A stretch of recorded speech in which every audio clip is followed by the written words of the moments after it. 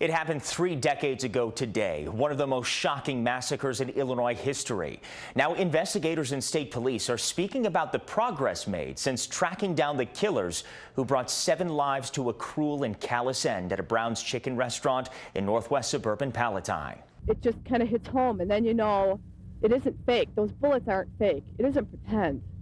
And it's frightening. For 9 years, it was one of the most mystifying murders in Chicagoland. 7 people brutally killed on a cold January night, executed and piled up in a freezer just minutes before closing time at Brown's Chicken restaurant in Palatine 30 years ago. An act of wanton disregard for human life, sparking fear, pain, and a purpose for police departments across the state to collaborate to catch the killers responsible. It was a lot of work and a lot of grief for a lot of people. Brian Opitz was one of the investigators called in that frigid night 3 decades ago, a crime more heinous than ever seen before in the northwest suburb, one that required more resources and the birth of a new system of cooperation. This was, to be honest with you, the start of task force. Most every agency belongs now to some sort of task force, so that when something like this in the future happens, you got coppers from all different agencies, including, in our case, we had Chicago, we had state police, we had the FBI, we had everybody join us eventually. It was pretty incredible. Opitz says at the height, there were at least 100 people working on the case, trying to track down the cold-blooded killers, but to no avail. Others today placed flowers in the snow outside the restaurant. Police, meanwhile, continue to say little about their investigation. Then, a break. Human DNA from a piece of chicken with only 1 bite taken from the scene and preserved. Ultimately, the chicken is what saved us in terms of, we had the foresight to freeze that. And like I said, it took 6 years before we got the DNA, but it took another 3 years after that before we figured out whose DNA it was. 9 long years before a match was made with technology that didn't even exist at the time of the murders in 1993. It was lucky that it was preserved, and it was preserved in such a way that we were able to extract that information. Illinois State Police Deputy Director Robin Woolery oversees the Division of Forensic Services that handles DNA testing.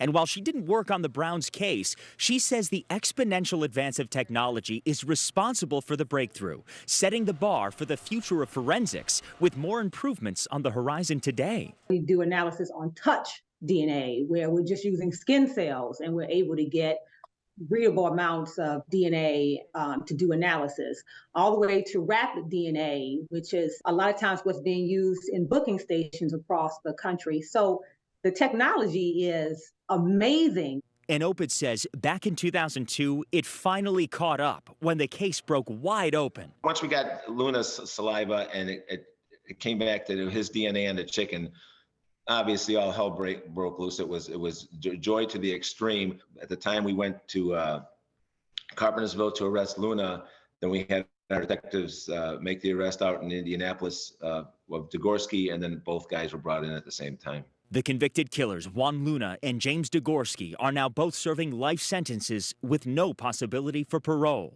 Now, Illinois State Police say they're working to coordinate with genealogy testing companies and labs for even more new ways to track down killers.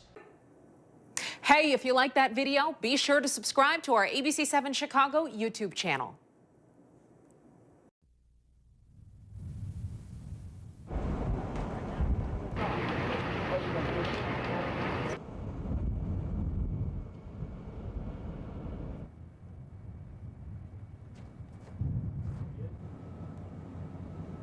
He works there.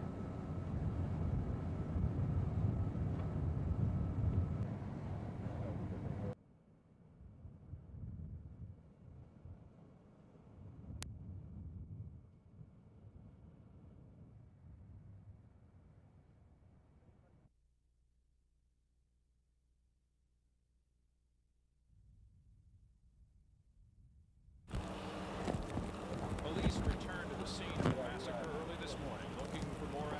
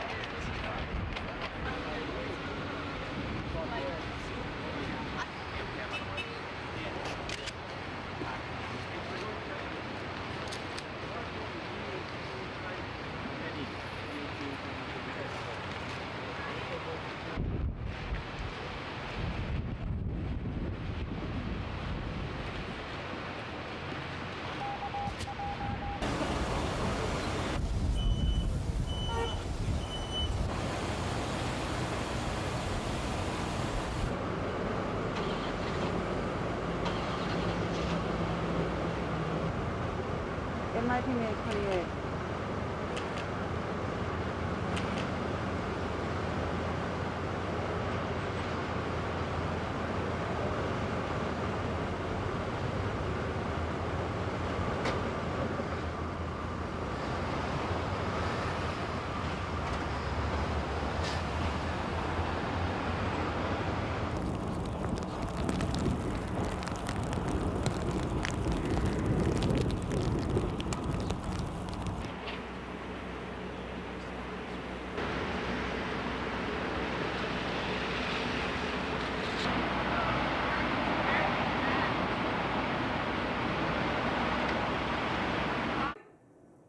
Hey, if you like that video, be sure to subscribe to our ABC7 Chicago YouTube channel.